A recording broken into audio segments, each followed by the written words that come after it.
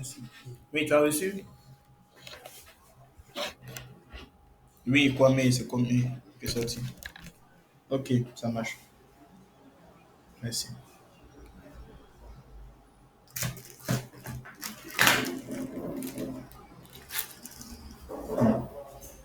Utilise Lotus.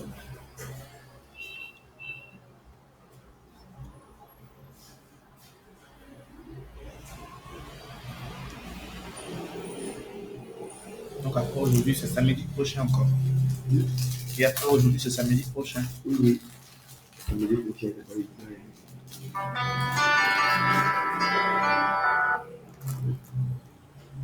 Allô? Oui? Ah, tu as fait encore un dépôt à lui?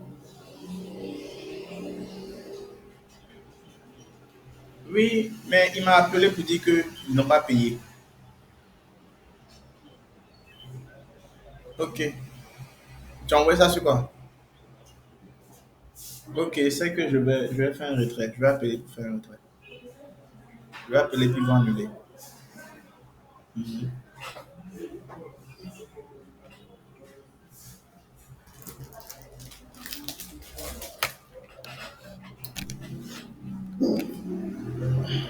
Ok, donc tu as le document devant toi. Oui, oui. Donc c'est le support de formation. Voilà, qu'on aura à exploiter concernant notre cours de marketing digital, enfin les fondamentaux du marketing digital. Bien évidemment, avant cela, on va faire connaissance pour savoir ton profil et qu'est-ce qui t'intéresse bien évidemment dans le marketing digital.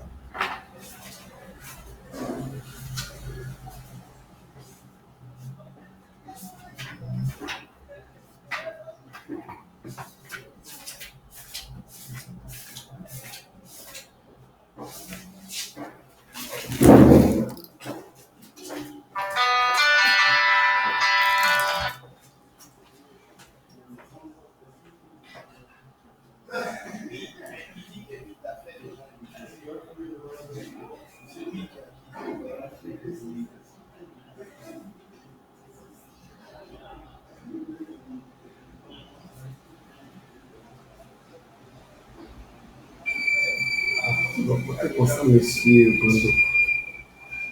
D'accord, ça.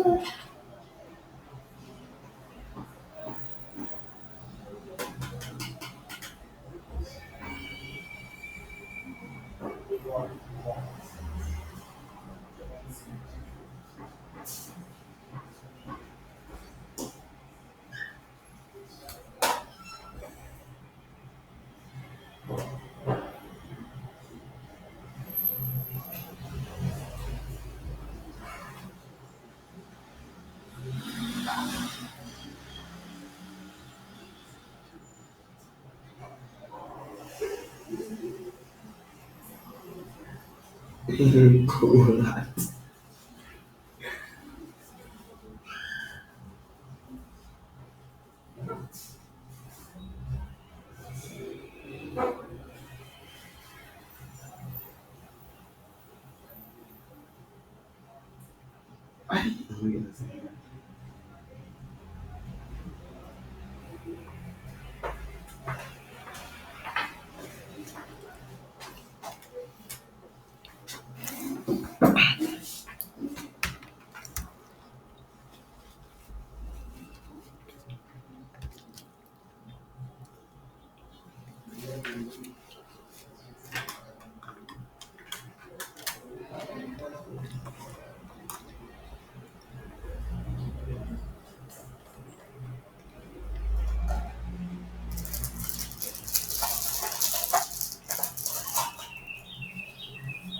Alors, là, on est à la première page. À la première page, comme je dis, on va d'abord faire connaissance pour savoir le profil voilà, que tu as. Et en fonction de ça, je pourrais orienter voilà, mes différentes interventions. D'accord? Alors, moi, c'est Elvis Surus Kodia.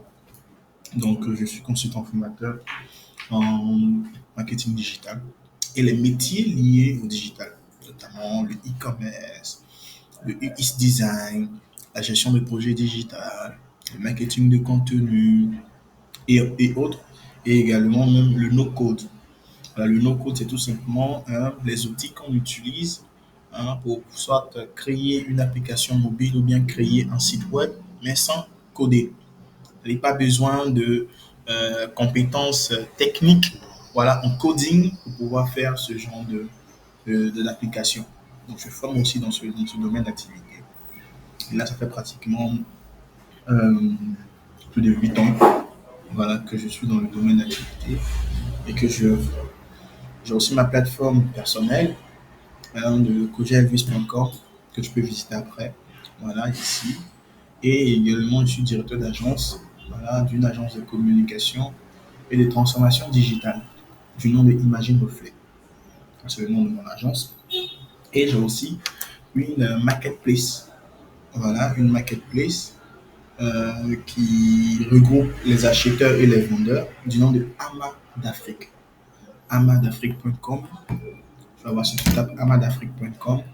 C'est également ma marketplace. Donc voilà un peu une représentation de ma personne. Maintenant, j'aimerais aussi apprendre plus de toi. Alors dis-moi qui tu es. D'accord, moi je suis Harold Balou. Bon, j'ai fait des études en langue étrangère espagnole, spécialité espagnole, Mhm. master 1. Et après cela, bon, j'ai décidé de faire une certification en marketing management. Ok. Donc, le cours de marketing digital se trouve dans le mode, c'est le module du marketing management. Mais déjà, je suis bon au niveau marketing digital, je pense que ça m'attire beaucoup. Attends un instant. Oui, oui, j'ai reçu. Merci.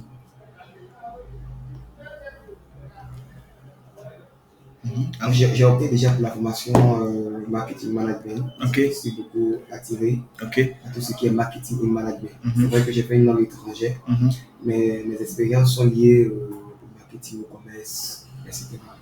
J'ai Parfait. décidé de me former dans ce domaine-là. Et nous sommes dans l'ère du digital, hein. Mhm. Donc, pas parler déjà de création d'entreprise sans pas penser au digital. Bien sûr. Parce que le B2B, c'est vraiment très rare et il est Ok. déjà impacté par les images. Et la majorité des personnes dans ce monde sont déjà antiques. Mhm. Donc, si je suis en train de penser au marketing, Mhm. je ne dois pas aussi oublier le digital. Bien sûr. Et c'est vraiment un point très important. Parce que D'accord. là, je pilote, j'ai commencé à piloter des activités personnelles avec des amis. Donc, il nous faut aussi avoir la connaissance du MT. Ouais. Voilà, parce que j'ai un événement que je pilote. Ça fait 2 ans que j'ai débuté. Appelé c'est un dîner le dîner des fils. C'est dans le domaine chrétien.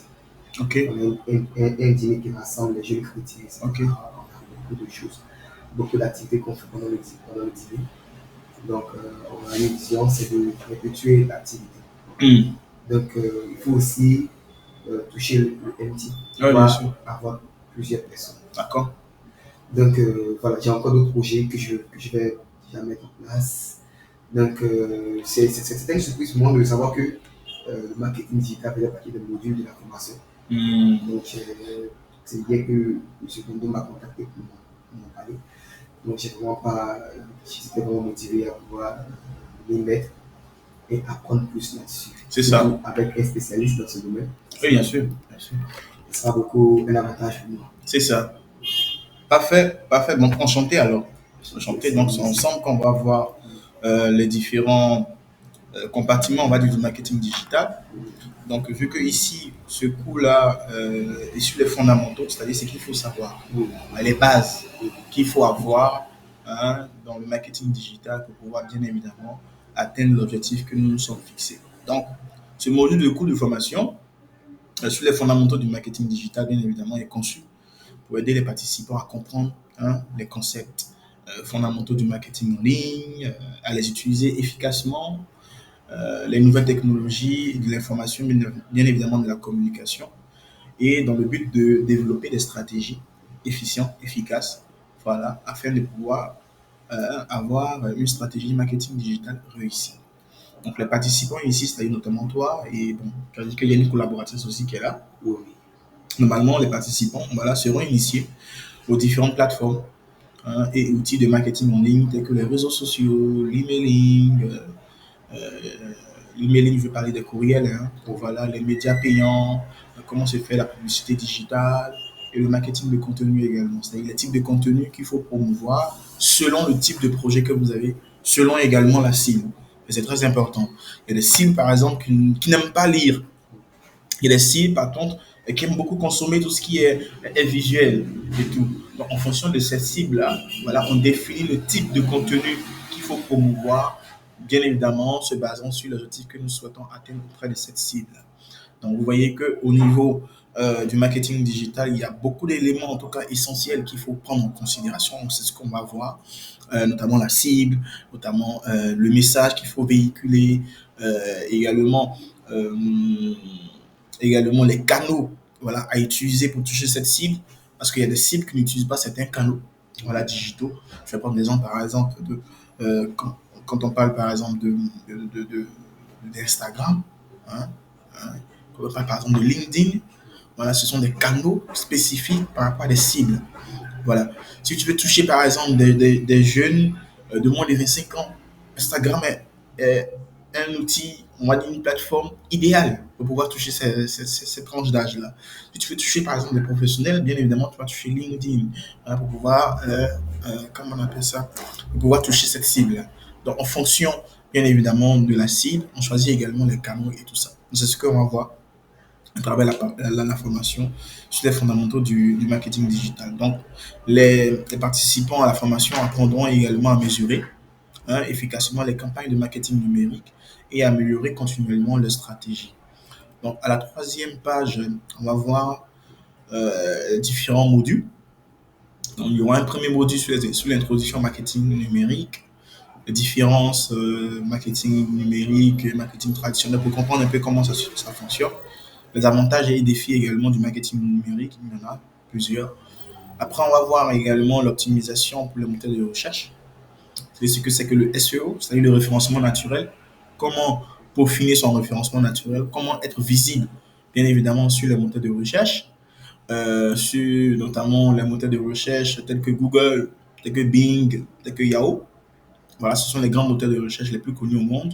Mais bien évidemment, en Côte d'Ivoire, ici, le moteur de recherche le plus utilisé, c'est Google. C'est Google que les gens utilisent le plus. Voilà, donc comment être en tête de liste de ce moteur de recherche, par exemple, qui est Google. Comment faire pour que vous puissiez être parmi euh, les premiers sites, voilà, recommandés par Google. Parce que quand vous faites une recherche sur Google, il y a des liens qui sortent, des liens de site. Et pour toute entreprise, hein, pour tout entrepreneur, ou encore une personne, je sais pas, un personnage politique et tout, il souhaite être en tête de liste lorsqu'on mentionne des mots-clés liés à son domaine d'activité. Donc pour cela, comment faire pour que vous soyez en tête de liste et tout? On va voir cela. Voilà.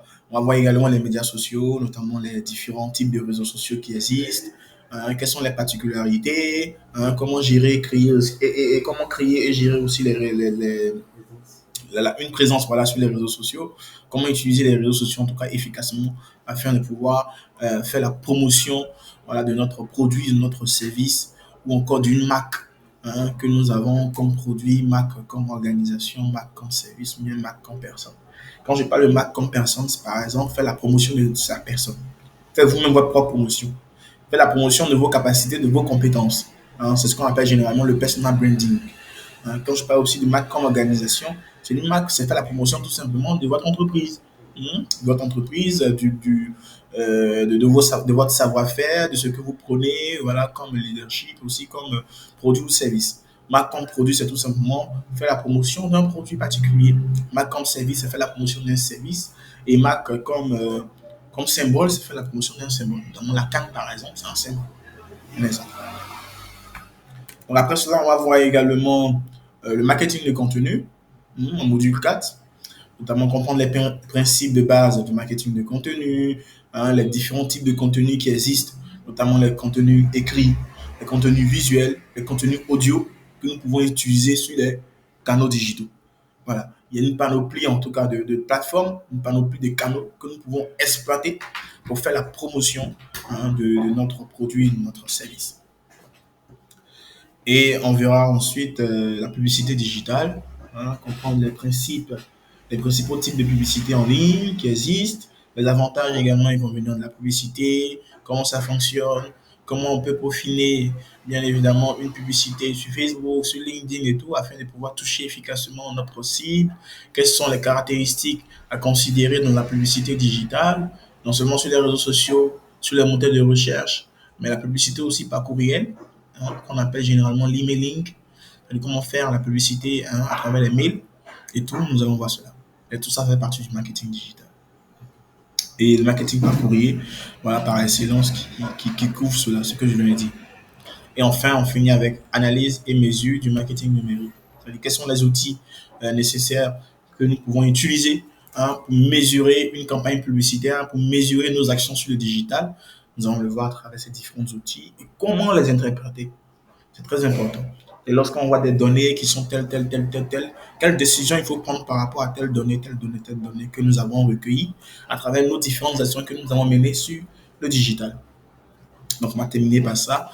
Et je pense que à la fin, voilà, de ce cours, vous aurez toutes les bases nécessaires pour pouvoir bien faire votre stratégie de marketing digital comme base. Donc là, c'est juste une brève présentation de ma personne. Comme j'ai dit, kodialvis.com pour avoir plus d'informations sur tout ce que j'ai eu à faire, les réalisations, tout ça et autres. Vous pouvez voir plus là-bas. Et là, c'est juste quelques entreprises avec lesquelles j'ai travaillé, en tout cas depuis pas mal longtemps. Voilà, que je continue toujours en tout cas de travailler avec eux. Donc, on passe au premier module qui est l'introduction au marketing digital. C'est bon? Je suis la page, module 1. Après ça, on vient sur historique du web. C'est bon? Les années 60. Parfait. Donc là, au niveau de l'historique du web, parce que on est en train de parler du marketing digital. Donc, marketing digital, il y a deux notions, ou bien du moins, il y a deux mots. Le mot marketing et le mot digital. Si tu veux regarder l'étymologie du mot digital, ça signifie tout simplement tout ce qui est lié au doigt, tout ce qui est lié à la main, qui se fait de manière technologique. Et le marketing, bien évidemment, moi, ce que moi, je donne comme définition au marketing digital, selon mon expérience, au marketing, selon mon expérience, le marketing, c'est tout simplement le fait de satisfaire le besoin d'un client. Moi, c'est ça la définition du marketing. Moi, le marketing, c'est répondre aux besoins d'un client à la base. Le marketing, c'est répondre aux besoins d'un client. Et le digital, tout simplement, il est résumé par le web. Le digital est résumé par le web. Donc, comment satisfaire le besoin de mon client à travers le web? C'est ça le marketing digital. Tu vois? C'est ça le marketing digital. Et pour bien comprendre cela, j'ai tout simplement jugé bon de présenter l'historique du digital. Et d'où vient le digital? Tu vois? C'est pour ça que j'ai mis dans un premier temps, dans les années 60, qu'est-ce qu'on appelait digital? Les années 1960. Et là, tu vois, International Network, n'est-ce pas? C'est ce qu'on appelle Internet. Internet, c'est International Network. C'est la définition d'Internet. Donc, réseau international. Donc, réseau international dans les années 60, qu'est-ce que c'était? C'était un programme militaire développé par une agence qu'on appelle la ARPA. Donc, International Network, au départ, permettait aux militaires de communiquer entre eux. Au départ. C'était ça. Communiquer entre eux sans téléphone. Ils arrivaient à communiquer à travers International Network. Donc, c'était réservé vraiment aux Américains. Et quel type d'Américains? Les militaires américains, au départ. Ils arrivaient à s'échanger les informations, tout ça, à travers International Network, dans les années 60. On continue dans les années 70, une perspective de l'Internet plus décentralisée. Et on voit maintenant la création du courrier électronique, ce qu'on appelle aujourd'hui mail. C'est dans les années 70 que le mail est né. Toujours centré entre les militaires. Mais ce n'est pas juste le fait de communiquer entre nous, mais on a rajouté quelque chose qui est le courrier électronique, notamment les SMS. Tu vois? Et on continue dans les années 80. Qu'est-ce qu'un International Network devient? Donc, il commence à avoir une ouverture du réseau initialement dédié aux militaires toujours, mais au centre de recherche universitaire. Donc là maintenant, on a décentralisé Internet. Il n'est plus focalisé au niveau des militaires, mais maintenant les professeurs de l'université, l'administration universitaire, ils commencent à utiliser maintenant Internet. Donc Internet maintenant est source de recherche auprès des universitaires américaines. Tu vois maintenant. Et on continue. Dans les années maintenant, les années 90. Il y a 90 là-bas? Non, 2000. Ok. Bon, je vais parler des années 90. Dans les années 90, qu'est-ce qu'Internet vient? Internet commence à prendre une bonne forme. Dans les années 90, là maintenant, il y a World Wide Web qui naît. World Wide Web, c'est ce qu'on appelle aujourd'hui www, qui prend forme, qui commence à se développer. Et automatiquement que World Wide Web prend forme, Internet commence à être utilisé par les institutions, notamment les entreprises, les multinationales, ils commencent à utiliser Internet au sein de l'entreprise. Mais pas, c'est pas décentralisé auprès de tout le monde. Et là naît le moteur de recherche Google.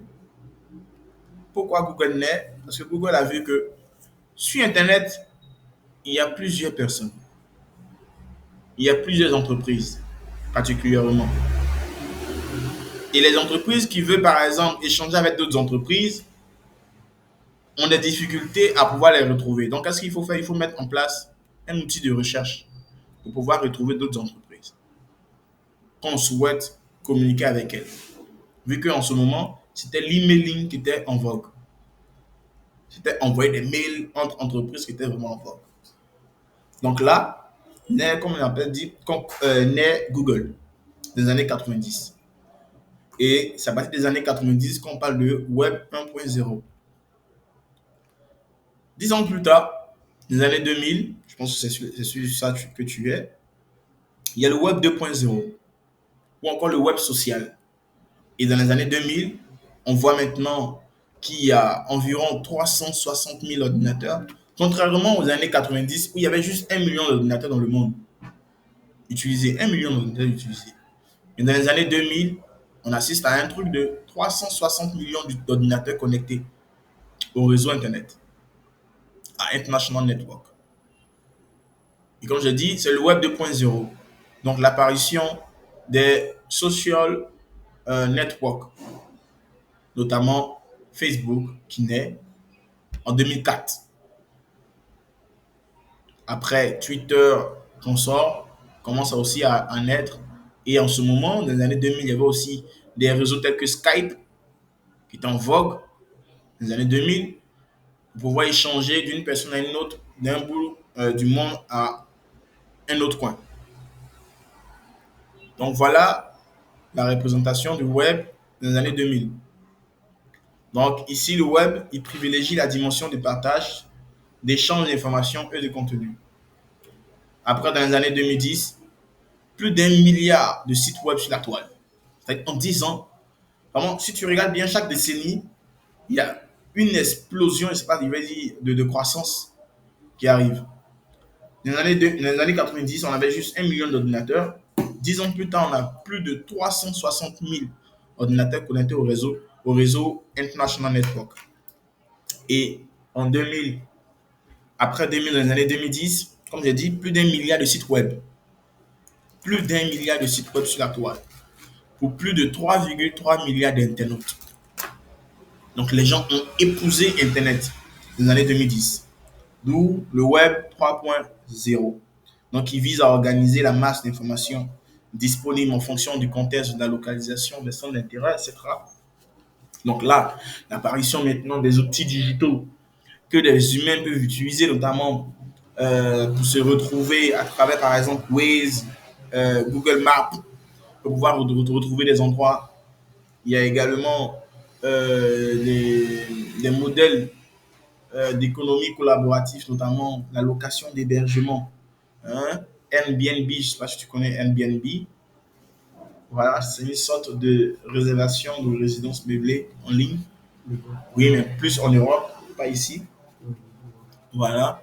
Il y a le covoiturage, Blablacar, par exemple, qui commence à naître. Il y a le Bon Coin, qui est une plateforme où on vend les outils d'occasion.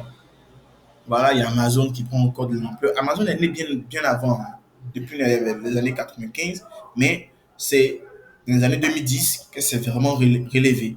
Voilà, en termes de croissance. Donc, Amazon, Kickstarter, il y a le crowdfunding qui commence à naître aussi. Le crowdfunding, c'est le financement participatif. C'est-à-dire, vous êtes chez vous, ici, là, vous avez un bon projet. Vous allez sur une plateforme de crowdfunding et vous publiez votre projet là-bas en disant que vous avez besoin de peut-être 5 millions, 10 millions pour pouvoir réaliser ce projet. Et les personnes de bonne volonté vont t'aider à réaliser ce projet. En, même si ils ne te connaissent pas, mais le projet les intéresse, ils vont investir dans le projet pour que tu puisses réaliser ce que tu as comme projet. Il y a plusieurs types de crowdfunding. Il y a le financement participatif où tu es comme actionnaire. Il y a le financement participatif où tu sais juste des dons que tu donnes et qu'on sort. Donc, en fonction de ça, voilà, tu peux développer ton projet, mais cela se fait de manière digitale, en ligne, entièrement. Donc voilà les outils qui ont commencé à naître, même le Bitcoin, hein, la monnaie digitale. La monnaie digitale qui naît, voilà, à travers tout simplement les outils digitaux. Donc le digital a commencé à prendre de l'ampleur vraiment de manière exponentielle. Et chaque décennie, il y a forcément une nouvelle ère que nous visitons. Dans les années 2010, c'était le Web 3.0. Donc nous passons maintenant aux années 2020, le Web 4.0, qui est tout simplement l'ère de l'intelligence artificielle. Voilà. Avant, l'intelligence artificielle était réservée uniquement aux informaticiens, aux entreprises informatiques qui œuvraient dans tout ce qui est comme big data et data science et tout.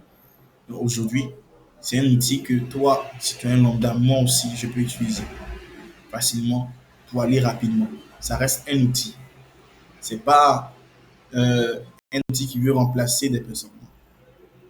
Ça reste un outil. Et moi, je considère comme un outil toute chose me permettant d'avancer, notamment le marteau. Si je dois pointer une pointe sur cette table, ma main ne peut pas faire ça. C'est le marteau, je vais faire bah, bah, bah, bah. Le marteau est un outil. L'intelligence artificielle est un outil que j'utilise pour avancer sur un projet, pour avancer sur une mise à jour et qu'on sort. Voilà un peu. Alors, que retenir de cette histoire de l'Internet? Donc, moi, j'ai listé quelque chose. Hein? J'ai listé que Internet vraiment est un écosystème évolutif et dynamique. C'est ce que j'ai remarqué. Évolutif et dynamique, pourquoi? Parce que quelque chose qui était réservé uniquement aux militaires, voilà ce que ça donne aujourd'hui. Voilà ce que c'est qu'Internet aujourd'hui. Or, au départ, c'était juste les militaires. Et quand on regarde l'évolution par décennie, l'évolution est très, très, très, très évolutive. Comme j'ai dit, aujourd'hui, par exemple, on utilise l'intelligence artificielle. Ce sont les outils qui étaient utilisés depuis les années 2000 là-bas, hein, par les informaticiens, mais aujourd'hui, c'est ce que les gens utilisent.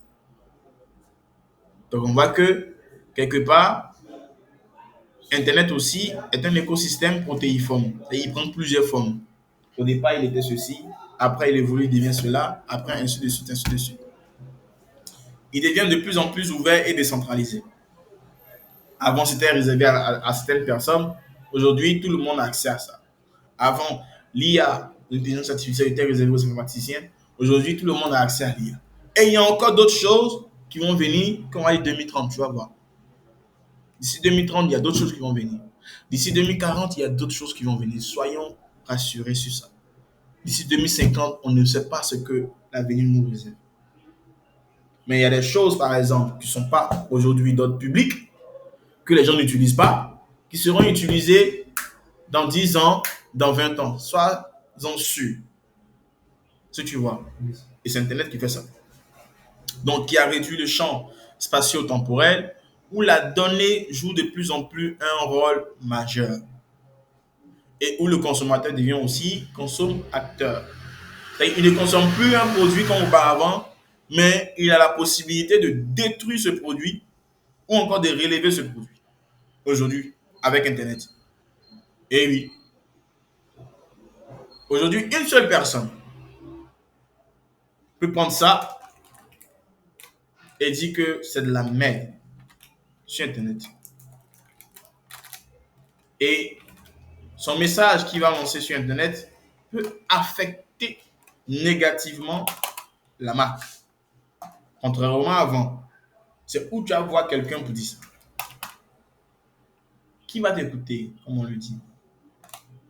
Tu vas acheter ça dans un supermarché. C'est tout. Et quand tu peux acheter au supermarché, bon, à la limite, ça la supérieure, tu vas te plaindre. Mais après, ce n'est pas eux qui fabriquent le produit. Donc, ça reste là. Mais aujourd'hui, avec Internet, fou. Ça peut aller très loin. Comme j'ai dit, le consommateur, il n'est plus consommateur, mais il devient consommateur. Donc, quand il consomme, il donne son avis. Ah, j'ai consommé tant, vraiment j'ai apprécié. Je vous recommande tant. Il fait la promotion d'un produit, donc il devient acteur promoteur du produit en question. Il consomme un produit, vraiment, c'est un produit merdique. J'ai acheté, j'ai goûté, c'est nul, c'est à chier. Je ne vous recommande pas d'acheter ce produit parce que vraiment, je n'ai rien reçu comme satisfaction via ce produit. Automatiquement, il influence négativement ton produit. Ton produit n'est pas acheté. C'est Internet qui fait ça. On continue en voyant l'évolution du marketing dans le temps. Et on voit que le marketing commence avec l'ère du commerce simplifié. L'ère du commerce simplifié, c'est quoi? Tu as un stylo, j'ai un marqueur, j'ai besoin de ton marqueur, tu as besoin de mon stylo. Tiens, on échange. Ça s'appelle l'ère du commerce simplifié. C'est des échanges d'objets ou bien d'intérêts entre personnes. C'était ça. Après, il y a l'ère de la production. Dans les années 1860 à 1920. Après, il y a l'ère des ventes. La production, dans l'ère de la production, retiens que le plus important ici, c'était la production. C'était produit pour donner aux gens. Ils allaient consommer. Après, maintenant, il y a l'ère de la vente. L'ère de la vente, dans le marketing de 1920 à 1940, c'était l'ère où il y avait tellement de production qu'il fallait maintenant penser à vendre ces productions. Donc, on produisait plus que la demande. Ça, c'est l'ère des ventes. Et aussi, bien évidemment, il y a eu quand on a commencé à utiliser des pièces de monnaie, tout ça, donc on arrivait à vendre. Et il y a l'aide des départements marketing dans les années 1940 à 1970. Où maintenant, dans les entreprises, ils intègrent des départements marketing, des départements qui vont commencer à réfléchir sur comment satisfaire nos clients. Donc là, on n'est plus dans une histoire de besoin rapide. C'est-à-dire ce que tu produis, c'est un besoin, les gens vont consommer. On commence à réfléchir sur comment inciter une personne à consommer mon produit à travers le marketing. Et après l'aide du département marketing, il y a l'aide des compagnies marketing. Donc maintenant, les entreprises spécialisées dans le marketing commencent à naître. Des entreprises de publicité et consorts pour faire la publicité d'un produit, d'un service dans la ville et consorts. Et après, maintenant, on a l'ère du marketing relationnel dans le web 1.0 dans les années 90. Et aujourd'hui, nous sommes dans l'ère toujours de l'intelligence artificielle, mais avant l'ère de l'intelligence artificielle, c'était l'ère du marketing social, le marketing mobile.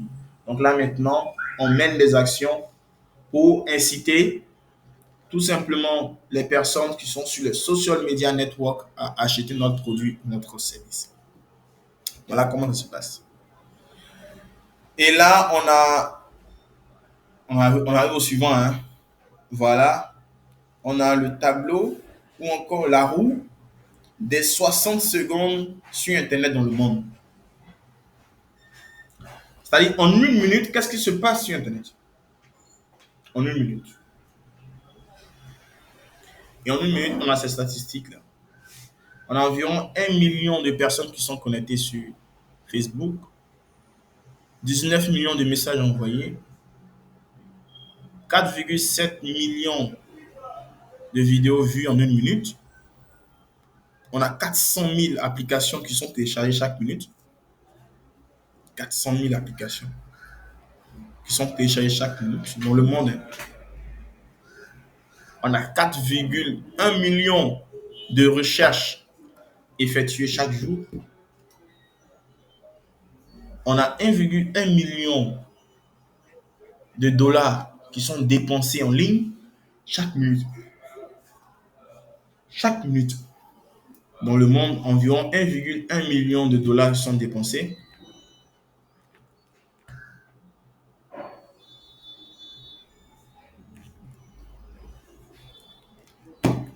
On a 2,2 millions de Snap créés. Tu utilises Snapchat aussi? Pas vraiment. Pas vraiment. Ok. L'application dans le téléphone. C'est ça. 59 millions de messages envoyés sur WhatsApp et Messenger. On a 1400 vidéos téléchargées sur TikTok en une minute. On a 1,1 million de vues sur Twitch. On a 180, environ 200 000 tweets sur Twitter en une minute. Et environ 700 000 scrolling sur Instagram. Je vois que c'est un outil puissant aujourd'hui. C'est pour ça que le marketing ne peut pas laisser cet outil-là seul. C'est pour ça que nous sommes passés, enfin, si tu veux, nous avons créé le marketing digital. Parce que c'est un outil où les cibles marketing s'y trouvent. Et c'est ça le marketing. Satisfaire le besoin d'un client. Et si mon client se retrouve sur le net, bien évidemment, je vais mener des actions pour le retrouver sur le net là-bas. C'est ça le marketing digital. Après, on a Internet en Côte d'Ivoire. On va voir un peu les statistiques de Internet en Côte d'Ivoire. Pas facile, la chaleur là.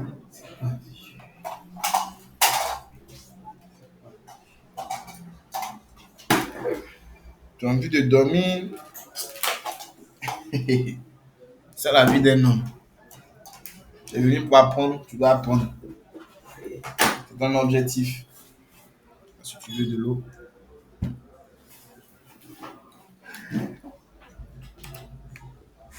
Ok.